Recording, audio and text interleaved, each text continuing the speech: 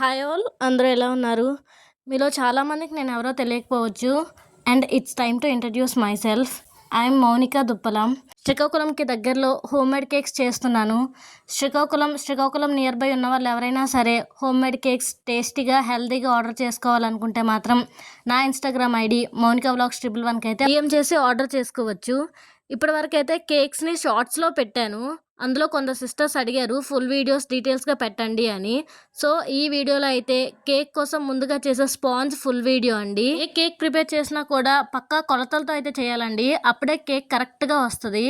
And ఈ వీడియోలో అయితే 1/2 kg బటర్ స్కాచ్ ఎగ్లెస్ కేక్ని అయితే ప్రిపేర్ చేస్తున్నా. అందులో సగం అంటే 250 grams స్పాంజ్ అయితే ప్రిపేర్ చేసుకోవాలి. దానికోసం డ్రై ఇంగ్రీడియంట్స్ ముందుగా జల్లించుకుంటున్నాను. స్క్రీన్ పైన ట్యాగ్ చేశాను చూడండి. 1/2 cup maida, 1/2 teaspoon baking powder, 1/2 teaspoon baking సోడాని నీట్గా జల్లించుకోవాలి. ఇలాంటి ఉండలు ఏమైనా ఉంటే బయటకు వచ్చేస్తాయి. వీటిని పక్కన పెట్టేసి ఇప్పుడు వెట్ ఇంగ్రీడియంట్స్ అయితే తీసుకోవాలి. నార్మల్గా నాన్ వెజ్ కేక్స్ అయితే ఎగ్స్ వేసుకొని బాగా బీట్ చేసుకుంటాం బీటర్తో. బట్ ఇది వెజ్ కేక్ కాబట్టి విస్కర్తో బాగా విస్క్ చేసుకోవడమే. ఇందులోకి 1/8 cup ఆయిల్ అయితే తీసుకుంటున్నానండి. ఇది ఫ్లేవర్లెస్, ఎలాంటి స్మెల్ అయితే రాదు. నేనైతే సన్ఫ్లవర్ ఆయిల్ తీసుకున్నా. అండ్ షుగర్ పౌడర్ కూడా 1/2 cup. షుగర్ పౌడర్ బయట స్టోర్స్లో దొరుకుతుంది, లేదా షుగర్ తీసుకొచ్చి మిక్సీ వేసుకున్నా అదే పౌడర్ అవుతుంది. మిల్క్ పౌడర్ 2 tablespoons వేసుకుంటున్నా. అండ్ మిల్క్ 1/2 cup తీసుకున్నానండి. పాలు మాత్రం బ్యాచెస్ వైజ్ కొంచెం కొంచెంగా బ్యాటర్ థిక్నెస్ని బట్టి చూసి వేసుకోవాలి. వీటిని ఇప్పుడు విస్కర్తో బాగా విస్క్ చేసుకోవాలి. ఎందుకంటే తీసుకున్న షుగర్ పౌడర్, మిల్క్ పౌడర్ బాగా కరిగిపోయేటట్టు, మనం వేసుకున్న ఆయిల్ అంతా కలిసిపోయేటట్టు హ్యాండ్తోనే బాగా కలుపుకోవాలి. ఇదే స్పాంజ్ని కర్డ్ వేసుకొని చేసుకోవచ్చు, మిల్క్ మేడ్ వేసుకొని చేసుకోవచ్చు.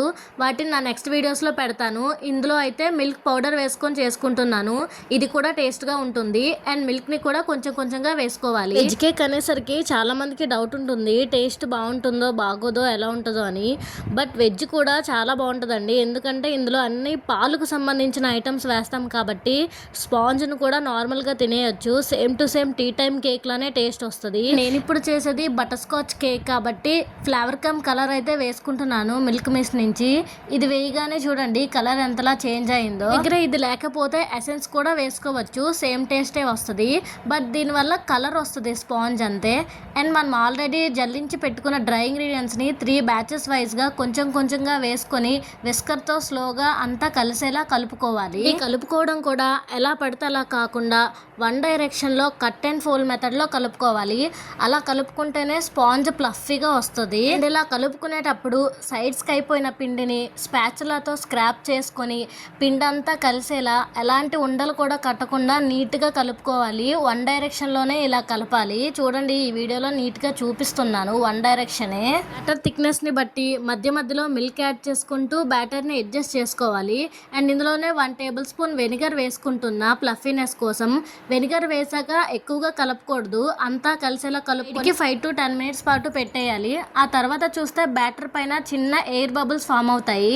అప్పుడు దాన్ని అంతటినీ ఒకసారి కలుపుకొని టిన్లో వేసుకోవడమే. బ్యాటర్ చూడండి ఇలా ఉండాలి. ఇప్పుడు ప్రీహీట్ కోసం ఏదైనా అండాన్ని కానీ లేదా మీ దగ్గర ఏదైనా కుక్కర్ ఉంటే కుక్కర్ని కానీ పెట్టి స్టవ్ని మీడియంలో పెట్టుకొని లోపల ఒక స్టాండ్ వేసుకోవాలి. అండ్ పైన మూత పెట్టి బరువును పెట్టాలి. ఇలా 10 minutes పాటు ప్రీహీట్ చేసుకోవాలి. నా దగ్గర ఉన్న 3 inch టిన్ అండి, 1/2 kg కేక్ కోసం. దీన్ని ఇప్పుడు ఆయిల్తో గ్రీస్ చేసుకొని బటర్ పేపర్ వేసుకుంటున్నా. ఒకవేళ మీ దగ్గర బటర్ పేపర్ లేకపోతే ఇంటిని టిన్ అంతా జల్లుకొని బ్యాటర్ని వేసేయడమే. బ్యాటర్ మొత్తాన్ని స్క్రాప్ చేసుకొని వేసుకోవాలండి, ఏ కొంచెం కూడా వదలకూడదు. ఎందుకంటే మనమంతా వెయిట్స్ చెక్ చేసుకొని వేసాం కాబట్టి మొత్తం స్క్రాప్ చేసుకొని వేసుకోవాలి. ఫస్ట్ టైం ఎవరైనా చేస్తున్నట్లయితే ఇలాంటి మౌల్డ్ మీ దగ్గర లేకపోయినా పర్లేదు, ఏదైనా ఒక స్టీల్ బాక్స్ ఉంటుంది కదా స్ట్రైట్గా ఉన్నది, అందులో వేసుకొని కేక్ బేక్ చేసుకున్నా బాగానే బేక్ అవుతుంది, మాడిపోవడం ఏం జరగదు. బ్యాటర్ వేసాక ఇలా 2 times ట్యాప్ చేసుకోవాలి. మధ్యలో ఏమైనా ఎయిర్ బబుల్స్ ఉంటే పోతాయి. ఆల్రెడీ ప్రీహీట్ కోసం కుక్కర్ని పెట్టుకున్నాం కాబట్టి మూత తీసి ఈ మౌల్డ్ని అందులో పెట్టుకొని ఫ్లేమ్ని లో టు మీడియంలో పెట్టి 30 minutes పాటు బేక్ చేసుకోవాలి. 250 grams స్పాంజ్ బేస్ కాబట్టి 30 minutes చెప్తున్నా. అదే 500 grams స్పాంజ్ బేస్ అయితే 45 minutes బేక్ చేసుకోవాలి. టైం కన్ఫ్యూజన్ ఉంటే ఎవరైనా సరే అలారం పెట్టుకోవాలి. అలారం బట్టి 30 minutesకి ఆపేయచ్చు స్టవ్ని. 30 minutes తర్వాత చూస్తే స్పాంజ్ అయితే బాగా బేక్ అయిపోయి ఉంటుంది. టూత్ పిక్ పెట్టి చూపిస్తున్నా చూడండి, ఎలాంటి డ్రైనెస్ కూడా లేదు. ఇప్పుడు స్టవ్ ఆఫ్ చేసేసి మౌల్ని బయటకు తీసేయడమే. అలానే వదిలేస్తే స్పాంజ్ మాడిపోతుంది. అంతేనండి, ఈ వీడియోలో అయితే స్పాంజ్ని బేక్ చేసుకోవడం ఎలా అనేది చూపించాను. నెక్స్ట్ వీడియోలో విప్పింగ్ క్రీమ్ని బీట్ చేసుకోవడం ఎలా, ఈ స్పాంజ్ని కట్ చేసుకొని ఫ్రాస్టింగ్ చేసి డెకోర్ చేయడం ఎలా అనేది చూపిస్తాను.